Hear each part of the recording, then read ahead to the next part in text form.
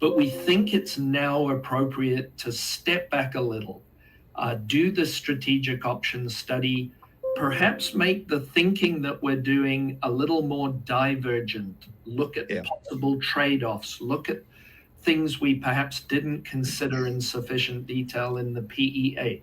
Really step back, think more broadly, go to 60,000 feet again, contemplate, which things might work better together. So it's a sort of step back in a sense before we step forward into the PFS, the pre-feasibility study.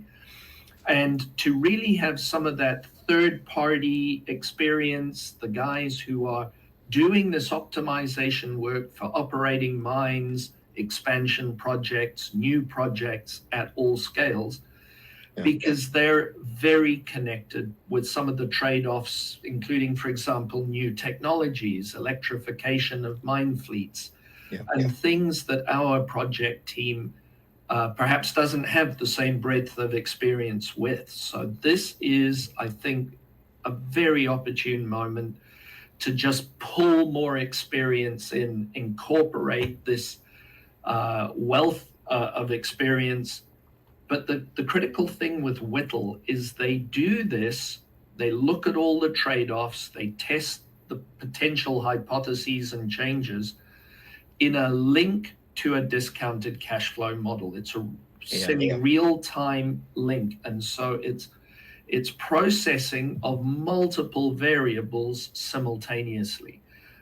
They have over 300 very powerful computer cores linked to just run this mathematical process that enables us to look at those trade-offs and see the impacts on the project's value almost in real time.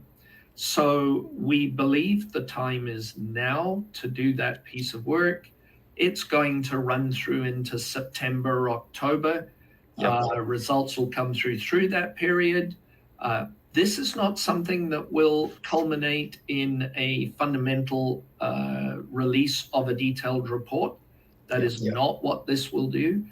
This will help us properly scope the PFS as we prepare to kick that off and make sure that we're leaving none of the trade-offs that should be in the PFS unscoped, to make sure that sort of no stones left unturned as to what we should pay attention to through the PFS. And so we believe that is going to make the PFS more robust, hopefully, more complete in terms of its considerations.